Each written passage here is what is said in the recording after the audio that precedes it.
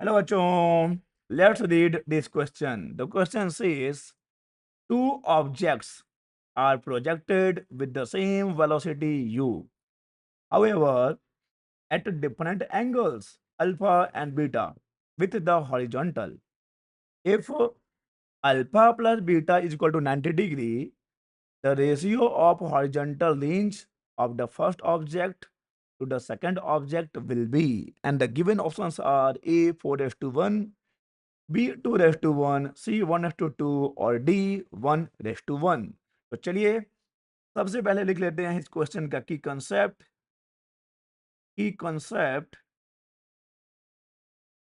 जो कि है प्रोजेक्टाइल मोशन. यहाँ पे हम बात ही कर रहे हैं कि हम ऑब्जेक्ट को प्रोजेक्ट कर रहे हैं, तो ये हो जाएगा प्रोजेक्टाइल मोशन.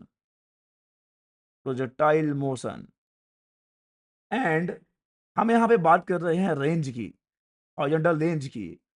हमको पता है कि हॉरिजॉन्टल रेंज में, प्रोजेक्टाइल मोशन में हॉरिजॉन्टल रेंज का फॉर्मूला होता है, रेंज इज इक्वल टू हो जाता है u square sine 2 theta divided by g. यही तो है रेंज का फॉर्मूला और यही है हमारा की कॉन्सेप्ट इस क्वेश्चन को सॉल्व करने का. तो चलिए इस की कॉन्सेप्ट को यूज करते हैं और इस क्वेश्चन को सॉल्व करते हैं और देखते हैं कि कौन सा ऑप्शन करेक्ट ऑप्शन होगा. यहाँ पर दो ऑब्जेक्ट्स गिवन है, ठीक है. दोनों ऑब्जेक्ट्स को हम एक इनिशियल वेलोसिटी u से प्रोजेक्ट कर रहे हैं, but at the different different angles. एक ऑब्जेक्ट को हम प्रोजेक्ट कर रहे हैं अल्फा एंगल पे, एक को प्रोजेक्ट कर रहे हैं बीटा एंगल पर, और एक कंडीशन गिवन है कि यहाँ पर जो अल्फा प्लस बीटा है दैट इज इक्वल टू है 90 डिग्री. तो चलिए फॉर्मूला लगा देते हैं. रेंज, दोनों ऑब्जेक्ट के लिए हम फॉर्मूला लगा देंगे. Range for projection angle alpha. Alpha के लिए लेट्स सपोज कि प्रोजेक्शन R1 है, इट मींस रेंज R1 है, तो R1 इज इक्वल टू हो जाएगा u का square sine 2 alpha divided by g. Okay, और यही काम हम किसके लिए करने वाले हैं? सेकंड ऑब्जेक्ट के लिए भी करने वाले हैं यही काम. तो चलिए सेकंड ऑब्जेक्ट के लिए भी यही काम कर लेते हैं. Range for projection, range for projection, range for projection angle beta. Angle beta कितना आ जाएगा? Set it is R2, so R2 is equal to हो जाएगा u square sine 2 beta divided by जी.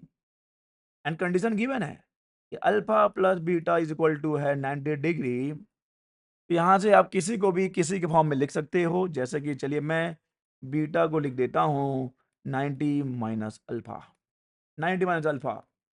तो यहाँ से ये जो R2 दिख रहा है अब कुछ ऐसा दिखने लगेगा, यू स्क्वायर साइन 2 तो जाएगा 90 minus alpha.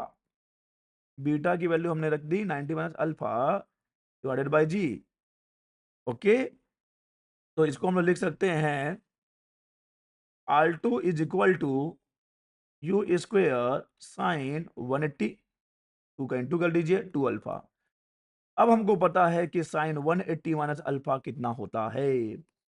R2 is equal to sine 180 minus naught alpha, sine 180 minus theta.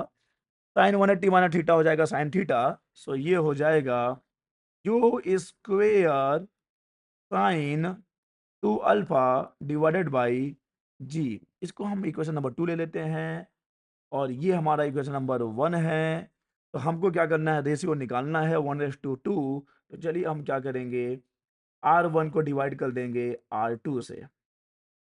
R1 की वैल्यू यहां से u square sine 2 alpha upon ji,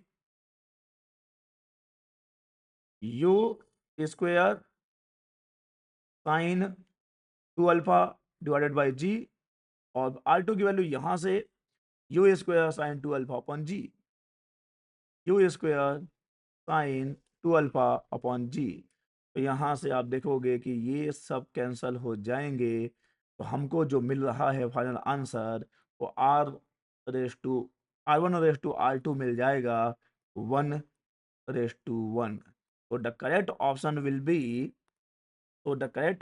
will be D 1:1, D 1:1।